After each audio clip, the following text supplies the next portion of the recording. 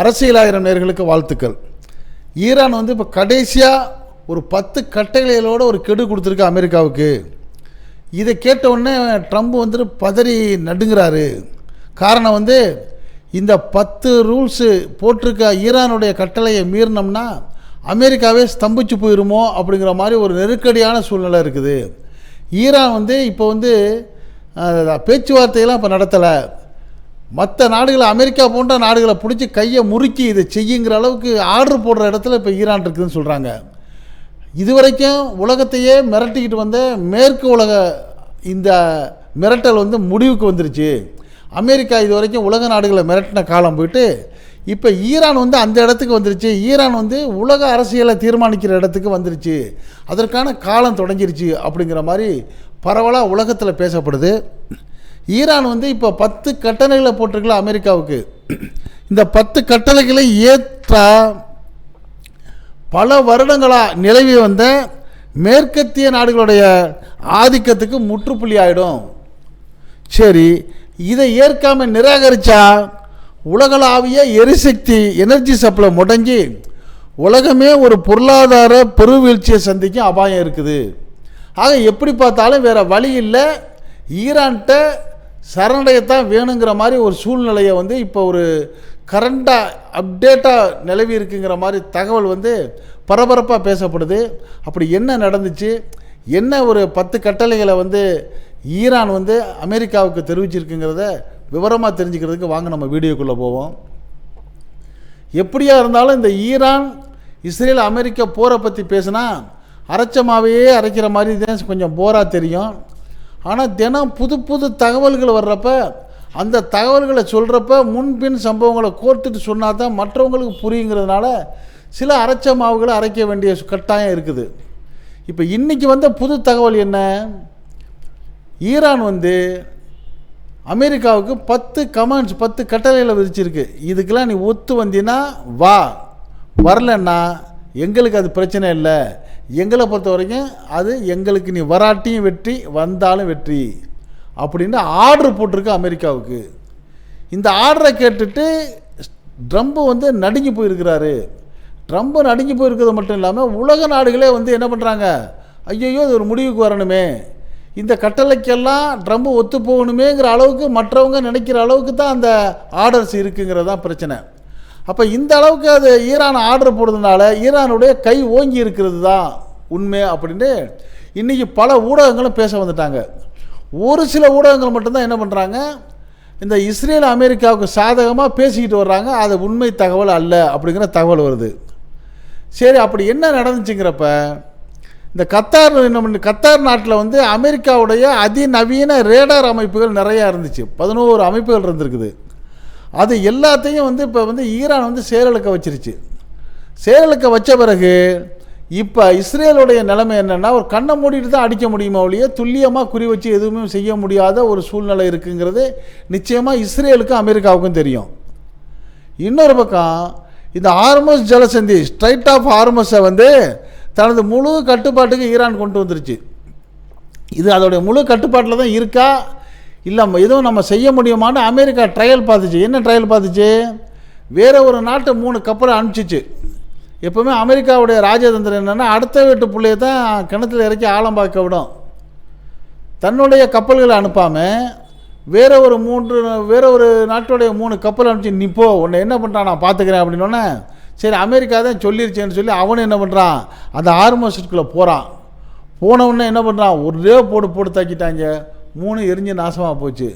இதை பார்த்த உடனே கொஞ்சம் முன்னாடி கால் எடுத்து வச்சு 50 கப்பல் இப்போ ரிவர்ஸ் கியர் போட்டு பின்னாடி போயிடுச்சு. நீ போயா நான் பார்த்துக்கிறேன்னு சொன்னால அமெரிக்கா அது கண்டுக்கவே இல்லை, பேசாமல் இருக்கிறான். இப்போ இந்த சூழ்நிலையில் தான் மத்திய கிழக்காடு அதிகார மையத்தையே மாற்றி அமைக்க போது ஈரானுங்கிறாங்க. நல்லா புரியுங்க, மத்திய கிழக்குன்னா என்ன, இந்த 10-12 இஸ்லாமிய நாடுகள் இருக்குங்கள்ல, யுஏஇ, சவுதி, ஈராக், இந்த மாதிரி உள்ள 10-12 நாடுகளுடைய அதிகார மையத்தையே மாற்றி அமைக்க போகிறாங்க ஈரான்.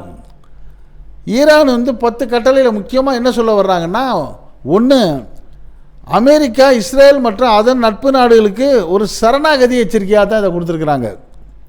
அந்த சரணாகதி எச்சரிக்கையை வந்து நிச்சயமாக வேறு வழி இல்லாமல் இந்த ட்ரம்பை ஏற்றுக்கிட்டு தான் ஆகணும். அப்படி ஏற்றுக்கலைன்னா இந்த உலக அரசியல் வரைபடம் இருக்குது பார்த்தீங்களா, இதுவே மாறிடுங்கிறாங்க. உலக அரசியல் வரைபடத்தை மாற்றுறதுக்கு தான் இந்த அமெரிக்கா முயற்சி பண்ணுச்சு. இஸ்ரேல் அந்த வேலையை தான் முயற்சி பண்ணுச்சு. அகண்ட இஸ்ரேலை உருவாக்கிடுவான், வரைபடத்தை மாற்றிடுவோன்னு அது நினச்சிச்சு. அது நினச்சி ரொம்ப மூர்க்கத்தனமாக முறை இறங்கினத உடனே இதையே சாதகமாக பயன்படுத்திக்கிட்டு ஈரான் என்ன பண்ணுச்சு, இப்போ நான் மாற்றி காட்டுறேன் பாரு வரைபடத்தேண்டு இறங்கிருச்சு. சரி, அந்த 10 கட்டளை என்ன, அதை நீங்கள் கேட்டாலே உங்களுக்கு புரிஞ்சு போயிடும் ஈரான் எந்த அளவுக்கு பலமாக இருக்குண்டு. ஒன்று, இஸ்ரேல் பிரதமர் நெதன்யாகுவை சர்வதேச குற்றவியல் நீதிமன்றத்தில் ஐசிசியில் ஒப்படைக்க வேணும். இது 1ஆம் நம்பர் கண்டிஷன். இவன் 1ஆம் நம்பர் குற்றவாளி தானே நெதன்யாகு.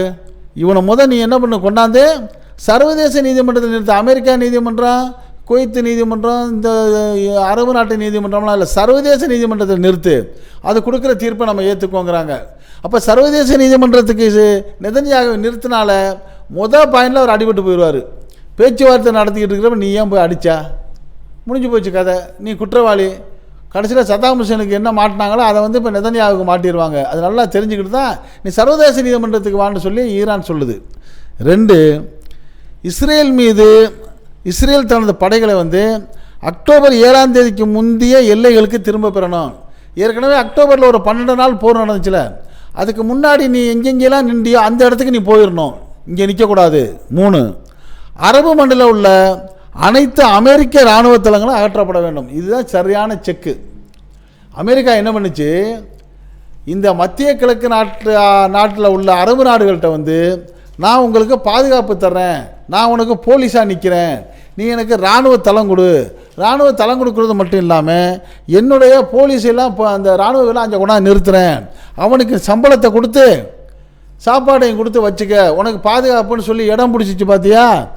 அந்த இடம் கொடுத்த நாடுகள் என்ன, Bahrain, Abu Dhabi, Dubai, Kuwait, Riyadh, Qatar, Iraq, இந்த மாதிரி நாட்டிலலாம் நிறுத்திருக்கிறா பார்த்தியா. என்ன நிறுத்திருக்கிறா நீ, உன்னுடைய அமெரிக்காவுடைய இராணுவத்தை நிறுத்திருக்கிறீல்ல.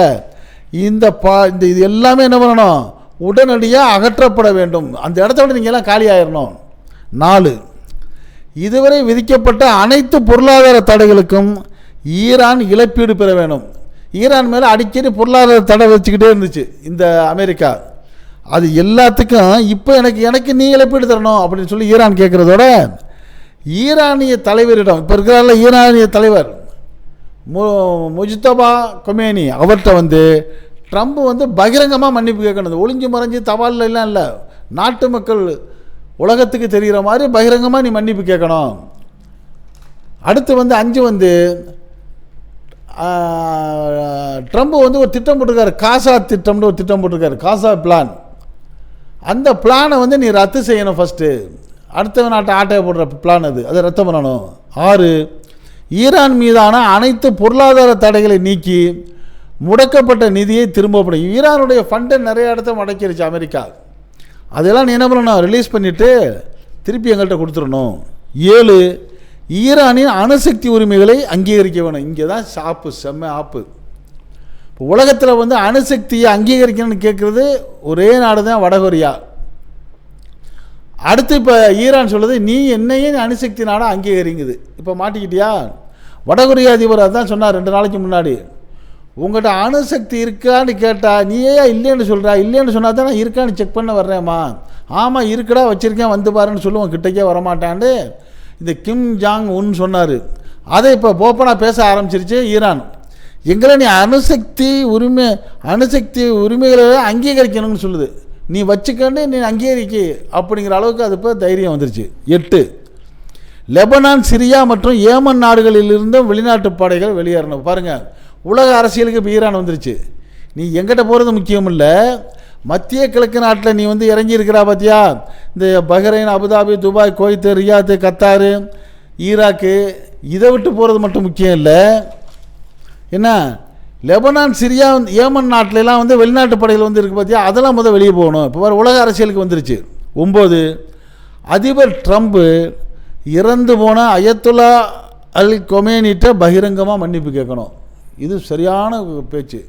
நீ என்ன பண்ணணும், உலகம் அறிய யாரை நீ கொன்னியோ நியாயமற்ற முறையில் அவர்கிட்ட நீங்கள் என்ன மன்னிச்சுங்கன்னு சொல்லி மன்னிப்பு கேட்கணும் 10 அப்படிலாம் சொல்லிட்டு சொல்லுது. இது கடவுளுக்கு பெரிய விஷயம் இல்லையாங்குது. இதுதான் பாருங்கள் பெரிய மாஸ்டர் லைன். இது என்ன சொல்லுது, ஈரான் இவ்வளவையும் சொல்லிவிட்டு இதெல்லாம் நாங்கன்னு சொல்லலை, இதெல்லாம் கடவுள் நடத்திடுவார் அப்படின்னா என்ன சொல்லுது, எதையுமே இறைவன் மேலே நம்பிக்கை வச்சு நாங்கள் இறங்குறாள், எங்களுக்கு மரணம் எதுக்கு சமம், மரணத்துக்கு நாங்கள் பயப்படவே மாட்டோம், ஏன்னா மரணம் தான் எங்களுக்கு மறுவாழ்வுக்கு ஆரம்ப நாள், அதனால் அநீதியை எதிர்த்து நாங்கள் உயிரை விட்டோம்னா எங்களுக்கு சொர்க்கம்டாங்கிற முடிவுக்கு வந்துட்டு தான் சொல்லுது. எங்களுக்கு இறைவன் வெற்றியை கொடுப்பாரு, இறைவனுக்கு இது ஒரு பெரிய விஷயம் இல்லை, that is no great matter for காட்னு சொல்லுது. சொல்லிவிட்டு ஈரான் தங்களை ஒரு வெல்ல முடியாத சக்தியாக இப்போ கருதிக்கிட்டு இருக்குது. அது மட்டும் இல்லாமல் எதுக்குமே துணிஞ்சிட்டாங்க. ஆக இப்படிப்பட்ட நிலையில் தான் இந்த ஈரானுடைய இந்த நிபந்தனைகளெல்லாம் ஏற்றால்தான் உலகமே அமைதியாக இருக்கும். பல வருடங்களாக நிலை வந்த மேற்கத்திய நாடுகளுடைய ஆதிக்கமும் முற்றுப்புள்ளி ஆகிடும். ஒருவேளை ஏற்றுக்கலை அப்படின்னா, இதை நிராகரித்தா உலகளாவிய எரிசக்தி விநியோகம் எனர்ஜி சப்ளை முடங்கி உலக பொருளாதாரமும் பெரும் வீழ்ச்சியை சந்திக்கிற அபாயம் இருக்குது அப்படிங்கிற ஒரு கருத்து இன்றைக்கி உலகம் முழுக்க பேசப்படுது. அதனால் மொத்த உலகமும் இப்போ என்ன பண்ணுது, ஈரானுக்கு சாதகமாக பேச ஆரம்பிச்சிருச்சு. இப்போ ஈரான் செக்மேட் வச்ச மாதிரி வச்சிருச்சு. ஒன்று அவனுடைய ரேடாரை காலி பண்ணிருச்சு, அமெரிக்காவுடைய ஆயுதங்களை குறைச்சிருச்சு, மூணாவது என்ன பண்ணுச்சு, இந்த ஹார்மோஸ் ஜலசந்தியை லாக் போட்டுருச்சு. இப்போ வேறு வழியே இல்லை. சவுதி அரேபியாவுக்கு சாப்பாட்டுக்கு கத்திரிக்காய் தக்காளி போகிறா கூட இன்னும் 2 நாளில் இருக்காது. பல உலக நாடுகளுக்கு என்ன போகிற வாய்ப்பு இல்லை. இப்படிப்பட்ட சூழ்நிலையில் ஏண்டா ஈரானை எதிர்த்தோம் அப்படின்னு தலையில் கை வைக்கக்கூடிய அமெரிக்காவுடைய நிலையை பார்த்து உலகமே நீ மன்னிப்பு கேட்டு போயா சத்தம் இல்லாமல் அப்படின்னு சொல்லக்கூடிய ஒரு சூழ்நிலை உருவாகிருக்குங்கிற கருத்து தான் பரவலாக பேசப்படுது. இது பற்றிய உங்களுடைய கருத்துக்களை நீங்கள் இந்த அரசியலை கமெண்ட் பாக்ஸில் கமெண்ட்ஸ் பண்ணுங்கள்.